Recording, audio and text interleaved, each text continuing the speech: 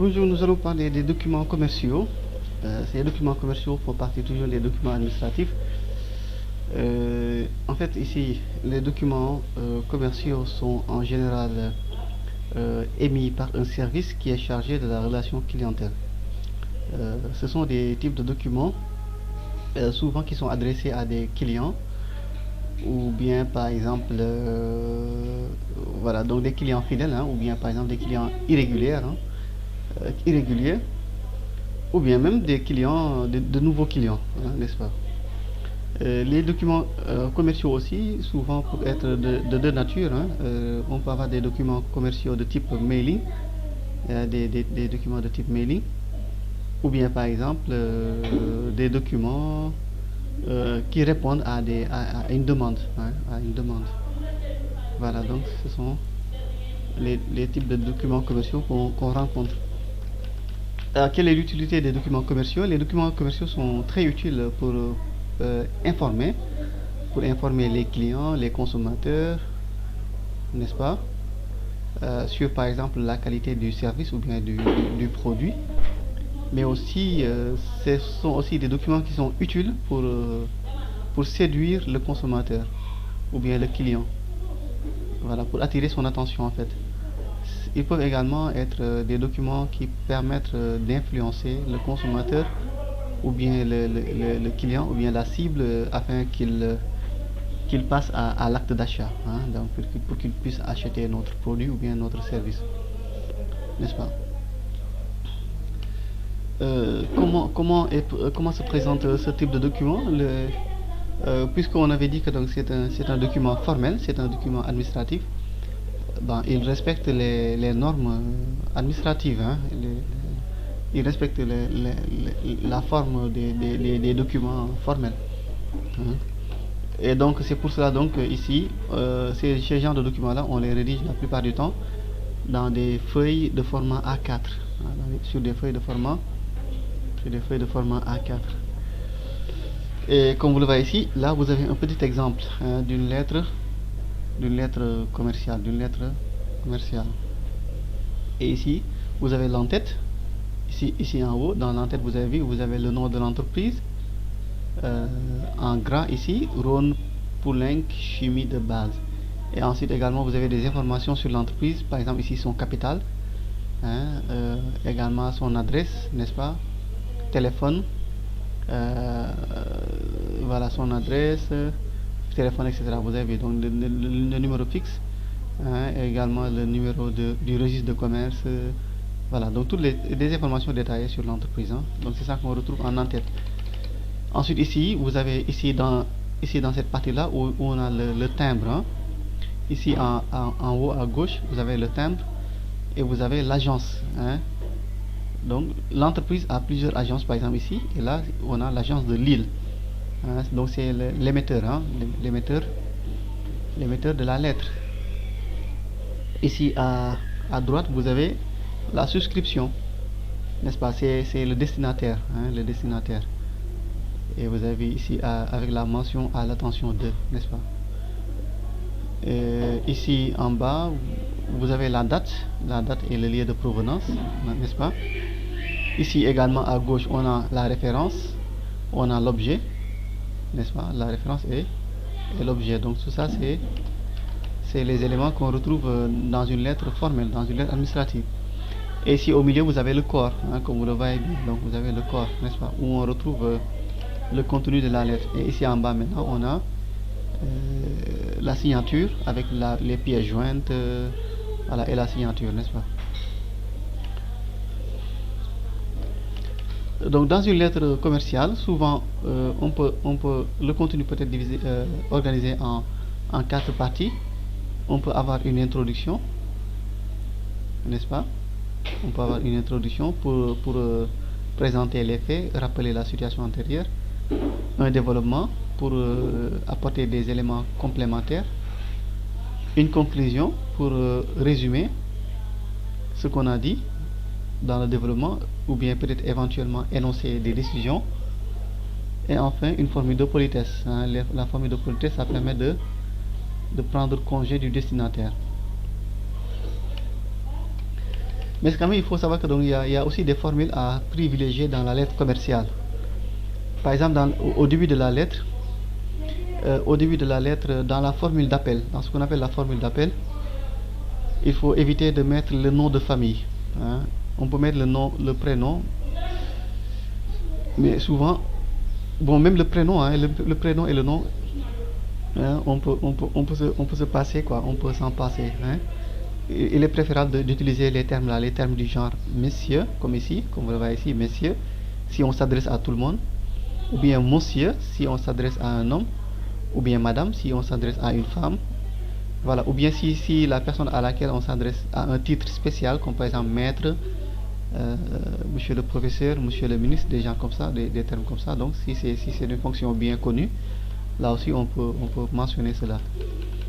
Dans l'introduction, par exemple, on va utiliser des formules du genre, comme vous le voyez ici, hein.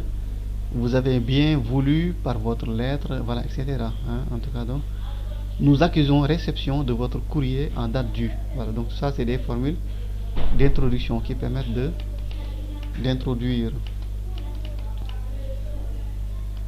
Les articulations aussi, il y a une façon de les faire, hein. Donc, si dans le corps de la lettre, dans les articulations aussi ici, il y a une façon de faire ça. Par exemple, si on veut émettre un changement de point de vue, on peut dire par ailleurs, par exemple. Si on veut par exemple émettre une alternative, on peut dire soit ou bien tantôt. Voilà, donc tout ça, c'est des choses à tenir en compte dans la rédaction de la lettre. Si on veut conclure, par exemple, ici il y a des termes pour conclure. Exemple, nous espérons que cet incident ne nuira pas à nos bonnes relations. Voilà, par exemple. Ou bien, par exemple, on peut dire, nous vous prions de bien vouloir nous excuser pour ce contretemps. Voilà, si par exemple il y avait eu un retard. Voilà, en tout cas, donc, il y a une façon de conclure, hein. Donc ici, vous retrouverez plusieurs exemples de formules, hein. Si c'est par exemple les formules de politesse également, là aussi, il faut faire attention. En fonction du destinataire, hein, il faut utiliser les bonnes formules, hein, les bonnes formules de politesse, la bonne formule. Si par exemple voilà, en tout cas de façon générale, il y a des formules courantes, hein. Les formules courantes ici, les formules courantes, c'est des formules du genre nous vous prions d'agréer monsieur, ou bien madame, ou bien ça peut être messieurs, l'expression de nos sentiments les meilleurs, ou bien l'expression de nos sentiments distingués. Ça, ce sont des formules courantes, hein, qu'on utilise souvent partout, hein. Mais par exemple, il peut y avoir des formules spécifiques, hein, des formules spécifiques qui peuvent être utilisées par exemple en fonction du fait qu'on s'adresse à une personne qui a le même niveau, qui a le même rang que nous. Là par exemple on peut dire recevez monsieur nos salutations distinguées, ou bien veuillez recevoir monsieur l'assurance de nos salutations distinguées. Mais si c'est par exemple des clients, on s'adresse à des clients, par exemple on peut dire nous vous prions d'agréer, chers clients, l'expression de nos cordiales salutations, par exemple. Voilà. En tout cas, donc, il y a des formules qui sont adaptées à chaque destinataire, n'est-ce pas? Alors, quels sont maintenant les différents types de documents commerciaux qu'on peut retrouver? En tout cas, les documents commerciaux les plus courants. Parmi les plus courants, on a la commande. La commande, c'est un document. Donc, c'est un document. D'abord, la commande, hein, la définition de la commande. La commande, d'abord, dans la définition, donc, c'est que donc, c'est quoi? Dans le domaine du commerce, hein, dans le domaine du commerce, la commande est une intention. Hein, donc, la commande, c'est une intention, soit verbale ou bien écrite, d'engager une transaction commerciale pour des produits ou bien des services. Donc, c'est ça qu'on appelle la commande. Donc, c'est une intention verbale ou écrite d'engager une transaction commerciale pour des produits ou bien pour des services. Donc ici, du point de vue de l'acheteur, la commande, c'est quoi? Donc c'est que l'acheteur, elle exprime l'intention d'acheter. Hein, donc c'est ça qu'on appelle ici la commande d'achat.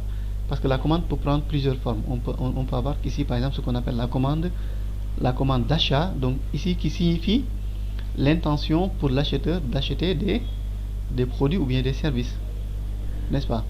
Et maintenant si on regarde du point de vue du vendeur, ici on va appeler ça commande de vente. Ça va s'appeler commande commande de vente. Donc ici, donc, parce que ici, donc, on a l'intention de vendre, hein, on a l'intention de vendre. En tout cas, donc, retenez que nous, de façon générale, que dans beaucoup d'entreprises, les commandes sont utilisées pour rassembler et rendre compte des coûts et également des revenus selon des objectifs bien définis. En tout cas, c'est un document très utile, hein. Donc, ce sont des documents utiles qui permettent en fait de rendre compte des coûts et également des revenus. C'est-à-dire d'expliquer, par exemple, tel matériel qu'on a acheté, quel est le prix de ce matériel-là. Ou bien par exemple, si on a vendu des produits ou bien des services, de pouvoir justifier cet acte de vente-là.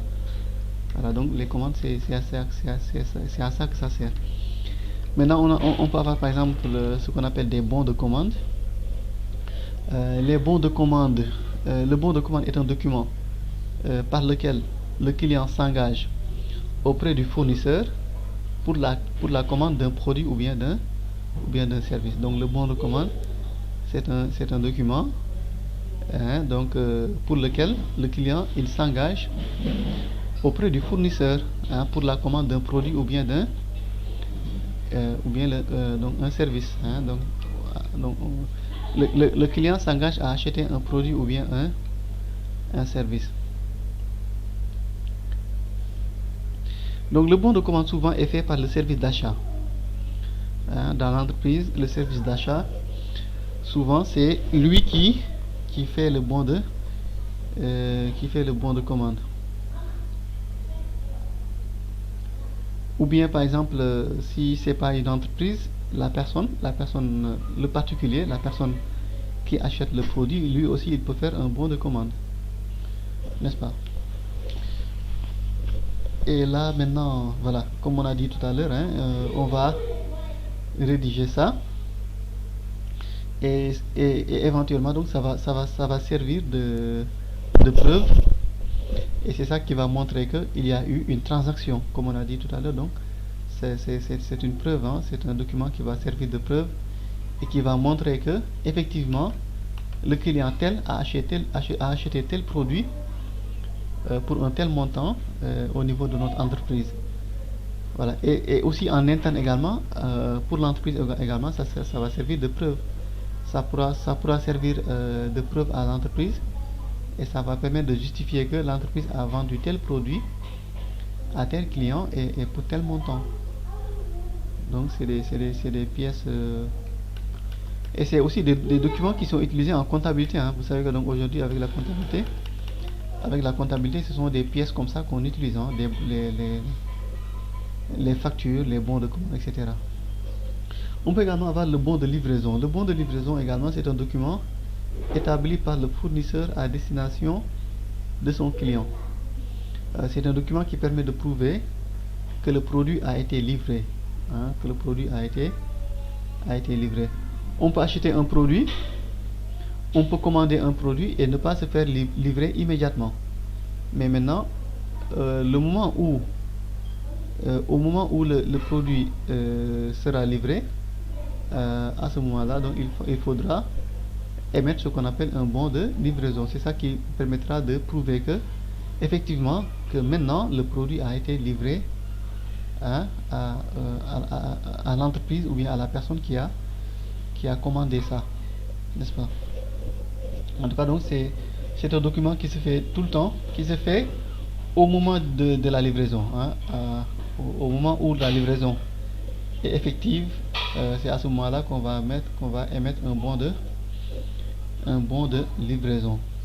C'est aussi un document utile qui permet de vérifier si le produit ou bien le service livré correspond parfaitement à ce qui a été commandé, n'est-ce pas?